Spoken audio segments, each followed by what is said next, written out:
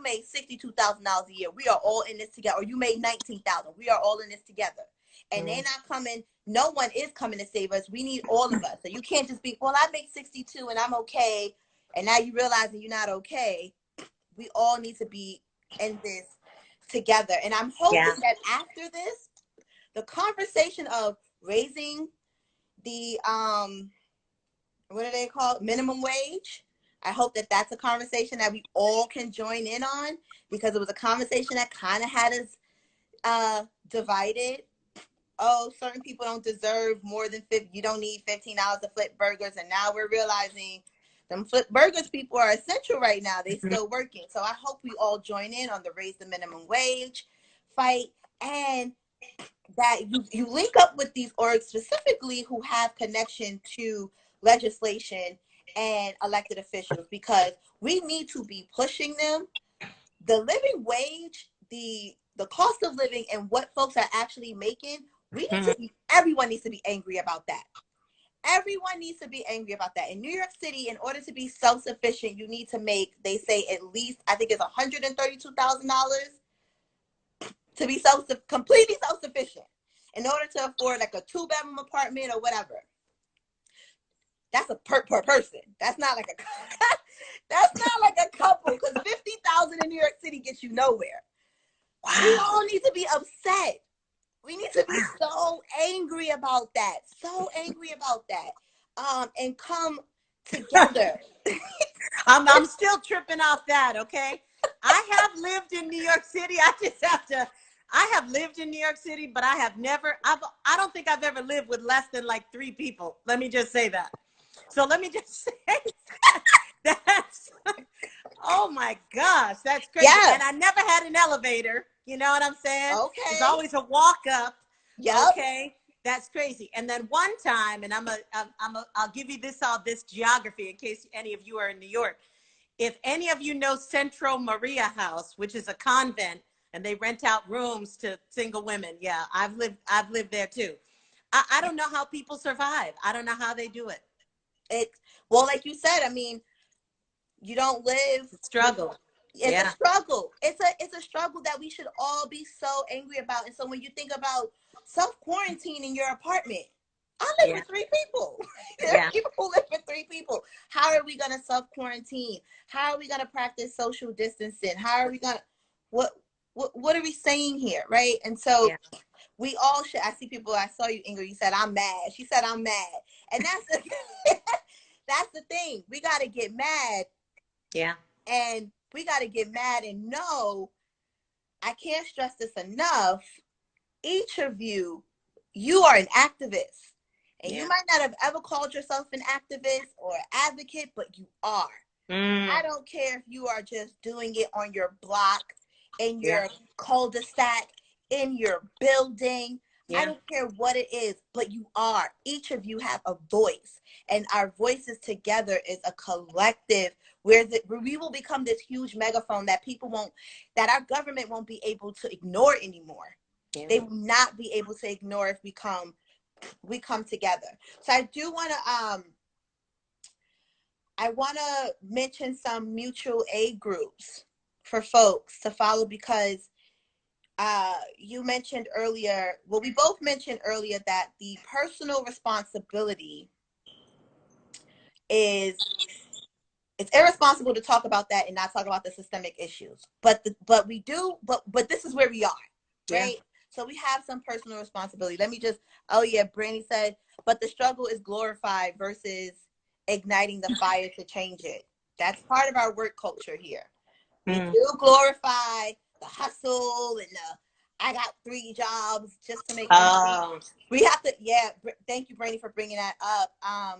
We do have to let go of some of that. So before I get to mutual aid, let me just back up. Thank you, Brandy. We do have to let go of some of that toxic work culture. And if you're connecting it to mental health, this is a time where if you wake up today and you are productive, great.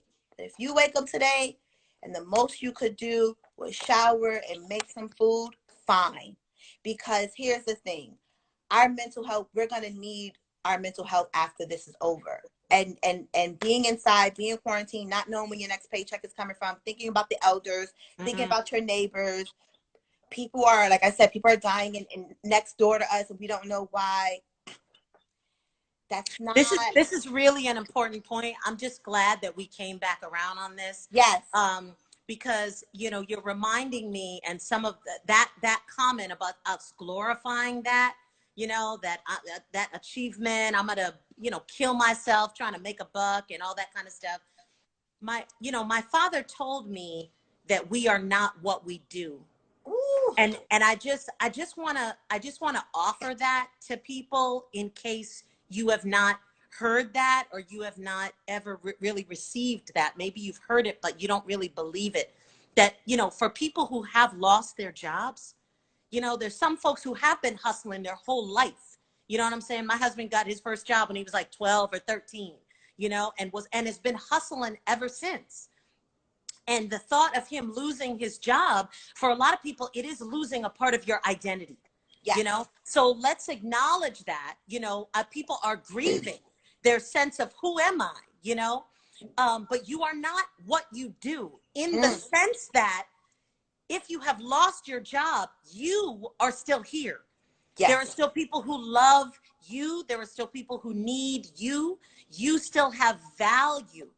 And so if, you know, and I pray that folks are connected to folks who are feeding them and nourishing them, or art that is feeding them and nourishing during this time, because this is a time of transformation. There are some people who may never go back to the same job they had, and they're experiencing that loss. That business might close, but you can continue. So this is really, really an important point, you know, that we talk about the transformation and we support one another in that transformation, because that transformation is real. Absolutely. We are not what we do. We are not what we do. And that also Woo. Should give us some mercy, right? In other words, we're not what we do also. In other words, we're not going to be perfect in this time. You know, we talked about people who may be not, you know, they used to exercise and and they're not doing that, and now they're feeling guilty about it. People who used to, well, I'm used to hustling and making all this happen, and now they're not, and they're feeling guilty about it. Parents who are home with their kids and they're frustrated and they can't help them with their homework and they don't know how to do it, and they're feeling bad about that. I'm a bad parent. I'm a bad mom. You know, someone who's smoking more than they normally do. Someone who's drinking more than they normally do. What we need to do is really support. We need to support one another. You know what I'm saying? We're learning. We're learning how to recalibrate through this time. And if you have not been connected to community before, if you thought you were an island unto yourself, if you thought, you know, if I just get up and hustle and, you know, me and mine and all that, now you know. Now you know. The whole planet is dependent on the whole planet. Yes. Okay? And we've got to heal, because believe it or not, as rough as it is here in the United States, they're saying right now that because of the food supply chain breaking down, the famine that they are anticipating in Africa, they're saying is of biblical proportions. Who is going to come to the aid of people who are literally living on the ground? I mean, so we've got to be in community right now where we can heal. If you can't do anything more than donate money so someone can buy a mom formula for her baby or diapers for her baby, let me tell you, everything matters. It matters right now. You matter right now. You're going to reach people I will never reach. I will never reach them. That's right. But you will reach them. And what will you give through your art? What will you say? What healing words will come from you right now when people need it? You know?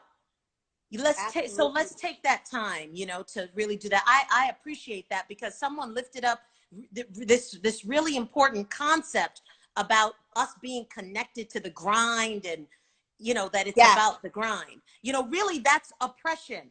Okay, we understand that capitalism is all about folks making more money off of you than you make off of you. Off of you. Absolutely. Okay. So, okay. So that means you're worth so much more. You're worth so much more because folks are making money off you. Yeah. Right. The wealthy are still getting wealthy. And I'm sitting here like, how? Still, even during this pandemic. And we are at capitalism, white supremacy, that joint, because the slaves worked harder than let me tell you something. No, not the slaves, the enslaved. Because our people were not slaves, they were enslaved. They were moms, they were farmers, they were artists, they were scientists, they were doctors, they were all those things over there in the motherland before they came here and were forced to work for free. They worked hard. Not for them. Not for them. Capitalism said, yeah, we're going to use your labor to build something for us. That's what we're going to do. And so we do have to drop a lot of that. It's embedded in our culture. Pull yourself up by your bootstraps. Everybody don't have boots or straps. Yeah. And so it is embedded in our culture. But what I loved the most was, is you reach people I could never reach.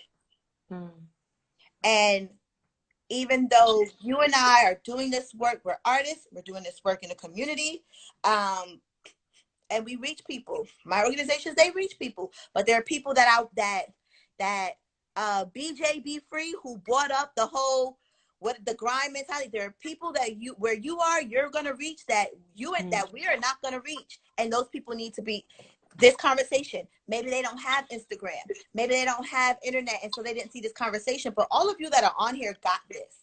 And so you take this with you, and now you go off and you reach those people, because we are not going to reach them. And I love that, because that's why everyone here is an activist. Everyone here is an advocate. I don't care what your titles are.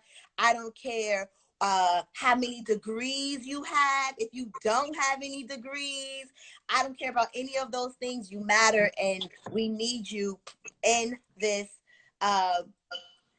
collective fight. So yeah, we are going to finish up. This is a great conversation. I want to say that the Art and Social Activism Online Festival is continuing.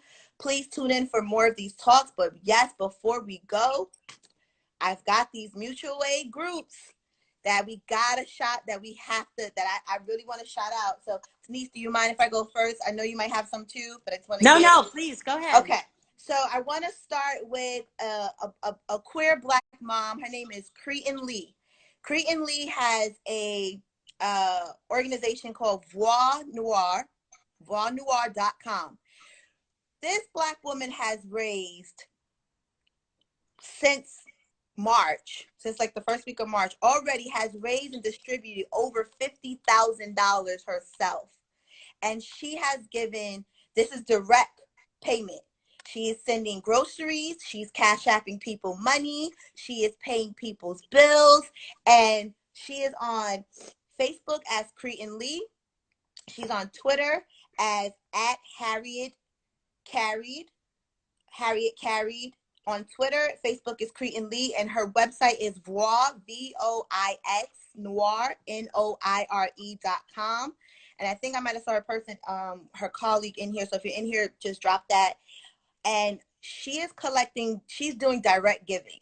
She's calling it reparations. And she is giving direct cash. If you need food, if you need assistance paying rent, whatever it is, she is doing those things for Black and marginalized communities, the communities that cannot get these assistance. And like I said, one Black queer mom has gave over $50,000 herself. So that's what I mean.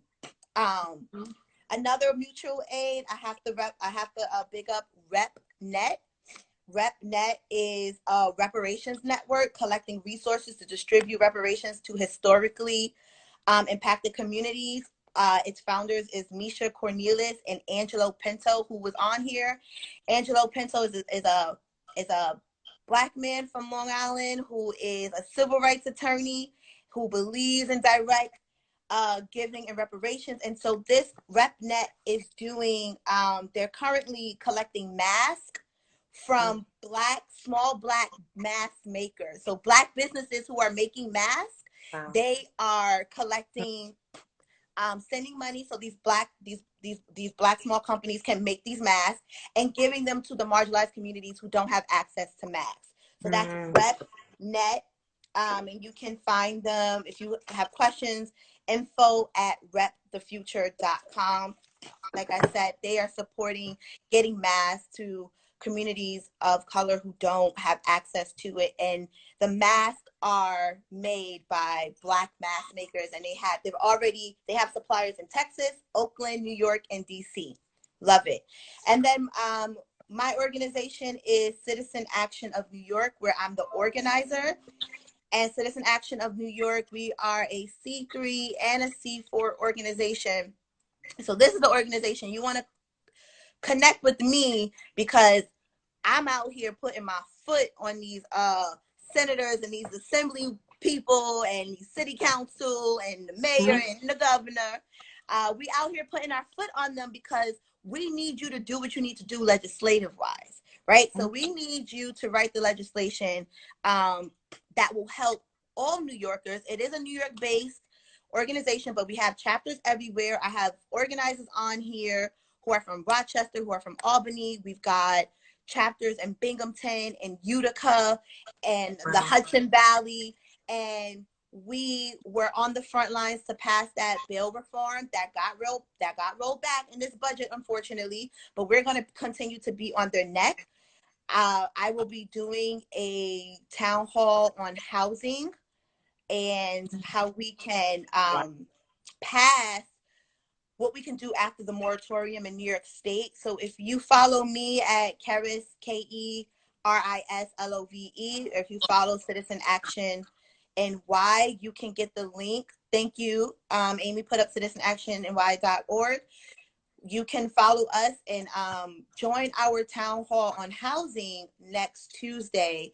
We will have senators from the Bronx on and assembly members from the Bronx on, and we're going to ask them what happened in the state budget and what are their plans after COVID-19 to rehab our communities, because we're going to have these housing issues and we're going to have these mental health issues. And so if we make we did make cuts in the budget to education, what does that mean? What does that mean when kids do go back to school and there's not as many teachers, but you kept all the administration, but all the teachers and the social workers are gone, but you kept all the security guards? So what is that going to do? What does that mean? So those are the orgs I definitely want to lift up. I have to lift up again Justice League NYC. They're doing a lot of work on criminal justice reform. Justice League NYC and Justice League California, which is a bi-coastal organization, and they are doing a lot of work on incarceration. The Justice League was founded, our co-director is Carmen Perez Jordan, who was one of the co-chairs of the Women's March, but Mr. Harry Belafonte is he founded the Gathering for Justice, and Harry Belafonte believes that artists are the gatekeepers of truth. And so our whole platform is to end the war on children. So we want to end incarceration for young people. We want to close youth prisons. And so follow those orgs that I said, and those people who are doing things, people are dropping them. Denise, shout out anyone, Connecticut, across, like how can even uplifting these frontline healthcare workers, where can folks go? Yeah, I really want to lift up the South Florida Mutual Aid Coalition. South Florida Mutual Aid, with my good, just soul friend, LJ Woolston. They have a Facebook page, South Florida Mutual Aid, that they said in a couple of hours got maybe like 800 folks signed up and liked, and they have been delivering diapers, shopping for people, There are social workers, there are community health workers, they're helping folks who are homeless, focusing on queer and LGBTQ youth who are homeless, but also other folks that I said have kind of newly unemployed and now they're in dire straits right now. I'd love for South Florida Mutual Aid just to be lifted up. You can donate directly to them. NACHW.org is my organization, the National Association of Community Health Workers. We don't take direct donations. I want you to donate locally. But what I will say is if you need support finding the CHW network or association in your locality, in your community, to start connecting and networking around services, food services or help with benefits. If folks are enrolling in Medicaid or they don't have insurance, they need information on testing. If you need information about COVID-19, you can come to NACHW.org, sign up for our newsletter that's completely free, and you'll get information about trainings and other opportunities that are happening in your locality and in your state. But as we started out saying, we want to build on the assets that are already in the community. You know, we're a national organization, but we are so because of our members on the ground. So you've got to connect with those community health workers, those networks and associations. That might be you. You might be a community health worker and an artist. So if you're one of those people, you're working in HIV outreach, you're working in housing, you're working to connect children to tutoring or adults to workforce development programs or helping getting folks into detox or housing or whatever it is. If you're involved and engaged, you are a CHW. We're praying for you. We're providing you training and access to services. And we're advocating at the national level. As I said, the last stimulus package was just passed late last night, and hundreds of billions of dollars, just shy of $500 billion was passed in this latest stimulus package. We must advocate. We have to advocate at our state level because that money will come through our departments of public health. And when it comes through, we have to be ready with a unified voice where we want those funds to go, who we want hired for these initiatives, how we want to build on the existing community-based organizations that are already in community. We don't need any new coalitions, any new core. We don't need that. We know what to do with the funds. We know who needs the funds, and we know how to reach them. We don't need any fancy ad campaigns, okay? Don't waste your money on that. Help us to get services and resources to people who need it most. Thank you so much for this. I'm looking at my watch. Yeah. So I'm running to the next one. Yes. Thank you so much. Thank you so much for this. Please have me back. Yes. Just give us your Instagram one more time so folks can follow anything you're doing. Yeah, D Smith, NACHW. Thank you. I am at Keris, KERISLOVE. Thank you again. Thank you to the art and social activism community. Thank you for everybody that's coming out. Denise, stay safe. Keep your family safe. Thank you for all the work that you do. Thank you for this conversation.